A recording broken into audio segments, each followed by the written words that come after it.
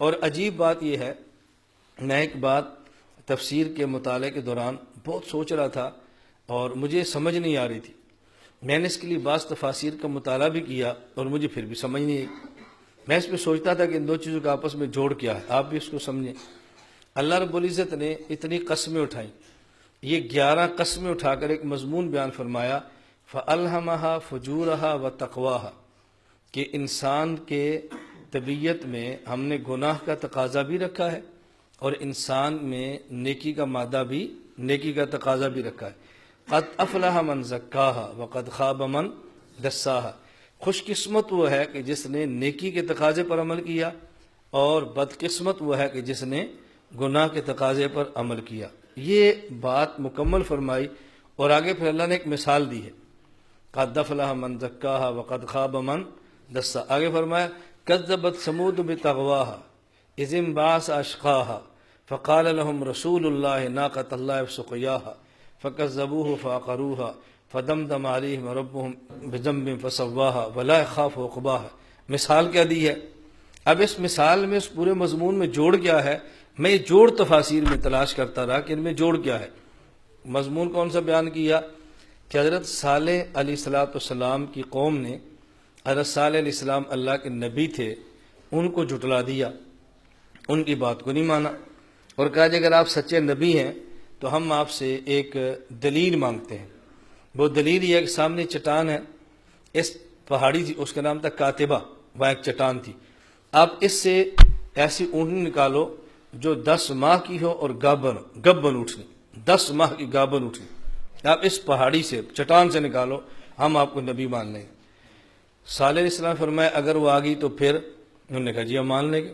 صالح علیہ السلام نے اللہ سے دعا کی اور اس چٹان کے اندر اونٹنی آئی، اور جب اونٹنی نکلی چٹان سے تو 10 ماہ کی گابن تھی، اور تھوڑی دیر بعد اس کا بچہ بھی پیدا ہو گیا۔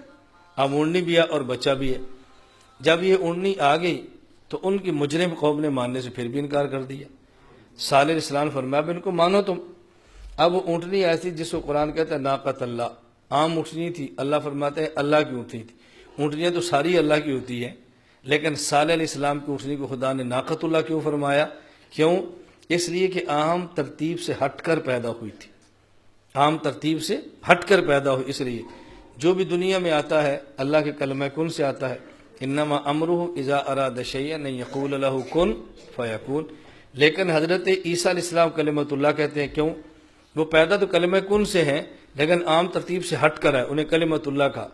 ہر آدمی میں روح اللہ ڈالتا ہے، لیکن عیسیٰ علیہ السلام کو روح اللہ فرمایا۔ کیوں؟ عیسیٰ علیہ السلام کی جو روح جسم کے اندر ڈالی ہے عام روٹین سے ہٹ کر آئی ہے، روح اللہ فرمایا۔ صالح علیہ السلام کی اونٹنی کو ناقۃ اللہ کیوں کہا؟ عام اونٹنی ملتے ہیں اور اس کے اندر 10 ماہ لگتے ہیں، پھر اونٹنی پیدا ہوتی، اونٹنی بچہ جنم دیتی ہے، پھر اونٹ پیدا ہوتا ہے، لیکن یہ بالکل روٹین سے ہٹ کر تھی، اس کو ناقۃ اللہ فرمایا۔ اب جب اللہ کی اونٹنی ہے تو عام اونٹنی جیسی تو نہیں ہوگی نا، اللہ کی اونٹنی ہوگی۔ تو جس دن حضرت صالح علیہ السلام کی اونٹنی جاتی کنویں کا پانی پینے کے لیے تو سارے کا سارا کنواں پی جاتی، سارا کنواں، اکیلی اونٹنی پی جاتی پورے کنویں کا پانی۔ اب باقی جانور پانی نہیں پی سکتے تھے، تو صالح علیہ السلام فرمایا بھی دیکھو تم نے اللہ سے مانگی ہے، یہ خدائی اونٹنی ہے، عام اونٹنی کی طرح نہیں ہے، تو ایک دن پانی یہ پیے گی اور ایک دن پانی تمہارے جانور پیئیں گے۔ جس دن یہ پیے گی اب تم اور تمہارے جانور پانی نہیں پی سکتے، اور جس دن تم اور تمہارے جانور پیئیں گے یہ اونٹنی پانی نہیں، ایک دن اس کا ایک دن تم سب کا۔ تم نے منہ مانگا، معجزہ مانگا ہے، تو اب اسی کے مطابق اللہ نے دیا ہے، اس کو اب خیال کرو تم۔ وہ جو ایک دن ان کا بنتا تھا، جس دن وہ اونٹنی پانی پیتی اور کنویں میں سے کوئی اور پانی نہ پی سکتا، مفسرین نے لکھا ہے کہ اس دن اس اونٹنی کا دودھ دھوتے اور اتنا دودھ نکلتا کہ پوری قوم کے سارے برتن بھر جاتے، اتنا دودھ نکلتا کہ قوم کے سارے برتن پھول جاتے۔ تو جب دودھ ملا ہے اب آپ کو پانی کی ضرورت نہیں ہے، اللہ نے متبادل ان کو انتظام بھی فرما دیا، لیکن قوم بہت ڈھیٹ اور ضدی قسم کی تھی۔ بالآخر ان نے فیصلہ کیا کہ صالح علیہ السلام کی اونٹنی کو قتل کر دینا چاہیے۔ صالح علیہ السلام نے سمجھایا کہ دیکھو تم نے مانگا ہے، تمہارے مانگنے پر خدا کی طرف سے دلیل آئی ہے، اب اس اونٹنی کو خراب اور تنگ نہ کرنا ورنہ تم زندہ نہیں رہ سکو گے۔ ان لوگوں نے فیصلہ کیا کہ اس کو مار دے۔ اب اونٹنی کو مارے کون؟ اس کے لیے صالح علیہ السلام کی قوم میں 2 عورتیں تھیں اور دونوں خوبصورت عورتیں تھیں۔ ان دونوں عورتوں نے کہا کہ ایک میں اور ایک میری بیٹی، دونوں عورتوں نے کہا جی میں اور میری بیٹی، میں اور میری بیٹی، جو بندہ اس اونٹنی کو قتل کر دے گا وہ چاہے تو مجھے لے لے، چاہے تو میری بیٹی لے لے۔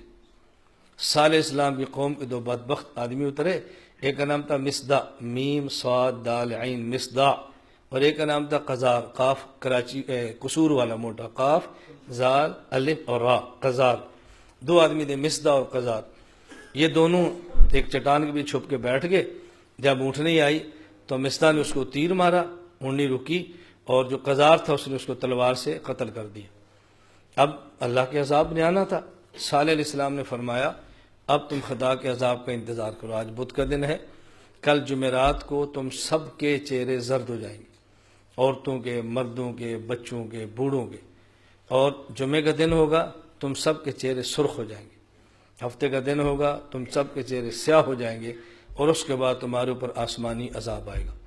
ایسا ہی ہوا، جمعرات کے دن آیا تو سب کے چہرے زرد ہو گئے۔ اب چاہیے تو یہ تھا کہ وہ توبہ کرتے، صالح علیہ السلام کو راضی کرتے، بجائے ان کو راضی کرنے کے اور بجائے توبہ کرنے کے ان نے مل کر مشورہ کیا کہ عذاب تو ہم پر آنا ہی ہے، اب صالح علیہ السلام کو بھی ختم کر دو، آنا تو ہے ہی، اس کو بھی ختم کرو۔ ہمارے لوگ یہی دماغ آج استعمال ہوتا ہے نا، لوگ کہتے ہیں یار سزائے موت تو ہونی ہے نا، تو ایک کو مارا پھر بھی سزا، 2 کو مارو گے پھر بھی 2 ہے، چلو جی مار دو۔ یہ صالح علیہ السلام کی قوم والا گندا دماغ ہے۔ خیر انہوں نے مشورہ کیا، صالح علیہ السلام کو شہید کرنے کے در پہ ہو گئے۔ اللہ نے ان کے اوپر عذاب بھیجا، عذاب میں پوری قوم تباہ ہو گئی، برباد ہو گئی۔ پہلے زلزلہ آیا، پھر آسمان سے چیخ آئی، اور اس کے بعد یہ تباہ و برباد اس کے اندر ہو گئی، ختم ہو گئی۔ اب میں جو بات سمجھانا چاہ رہا ہوں، پہلے اللہ نے قسم اٹھا کر فرمایا کہ انسان کے مزاج میں گناہ کا تقاضا بھی رکھا ہے اور نیکی کا تقاضا بھی، اور خوش قسمت وہ ہے جو نیکی کے تقاضے پر عمل کرے، اور بدبخت وہ ہے جو گناہ کے تقاضے پر عمل کرے۔ آگے مثال کون سی دی ہے؟ حضرت صالح علیہ السلام کی بدبخت قوم کی۔ ان نے اپنے نفس کے تقاضے پہ عمل کیا اور اللہ کے موضوع کو جھٹلا دیا، اونٹنی کو قتل کر دیا، اور قتل کرنے کے بعد وہ جہنم کا ایندھن بن گئے۔ میں سوچ رہا تھا ان دونوں میں مناسبت کیا ہے۔ جب میں نے پورا واقعہ پڑھا تو اس کے بعد اندازہ و مناسبت کیا ہے کہ صالح علیہ السلام کی قوم کی بربادی کی وجہ اونٹنی کو ہلاک کرنا تھا، اور اونٹنی کو ہلاک کرنے کی وجہ 2 خوبصورت عورتوں کی سازش تھی۔ معلوم ہوا کہ سب سے بڑی بربادی جس دنیا میں آتی ہے وہ عورت کے ساتھ ناجائز تعلق کی وجہ سے آتی ہے۔ تباہی اور بربادی جو آتی ہے، خاندان اجڑتے ہیں، ادارے تباہ ہوتے ہیں، ملک برباد اور بدنام ہوتے ہیں، اس کی سب سے وجہ انسان کی یہ نفسانی خواہشات ہیں جو تباہ کرتی ہیں۔